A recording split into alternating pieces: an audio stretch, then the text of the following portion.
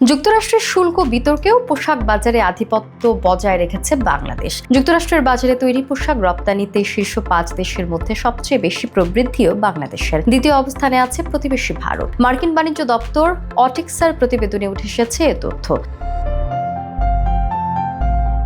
বিশ্বব্যাপী ডোনাল্ড ট্রাম্পের বাণিজ্য যুদ্ধ ঘোষণার পরপরই এই তথ্য জানায় অটেক্সা।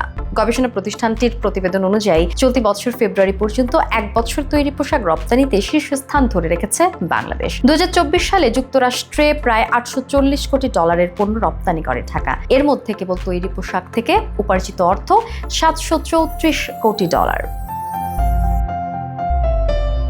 চলতি বছরের প্রথম 2 মাসে প্রায় 1400 কোটি ডলারের তৈরি পোশাক আমদানি করে যুক্তরাষ্ট্র, যা গত বছরের একই সময়ের চেয়ে 11% বেশি। অটেক্সার তথ্য মতে চলতি বছর ফেব্রুয়ারি পর্যন্ত ওয়াশিংটনে 150 কোটি ডলারেরও বেশি তৈরি পোশাক রপ্তানি করেছে বাংলাদেশ। পরিসংখ্যান বলছে এই সংখ্যা বিগত সালের তুলনায় 26 গুণ বেশি। প্রবৃদ্ধির হিসেবে বাংলাদেশের পরেই ভারতের অবস্থান। ফেব্রুয়ারি পর্যন্ত 2 মাসে যুক্তরাষ্ট্রে ভারত রপ্তানি করেছে 95 কোটি ডলারের তৈরি পোশাক। বছর ব্যবধানে মার্কিন বাজারে ভারতীয় পোশাকের রপ্তানি আয় বেড়েছে প্রায় 25%।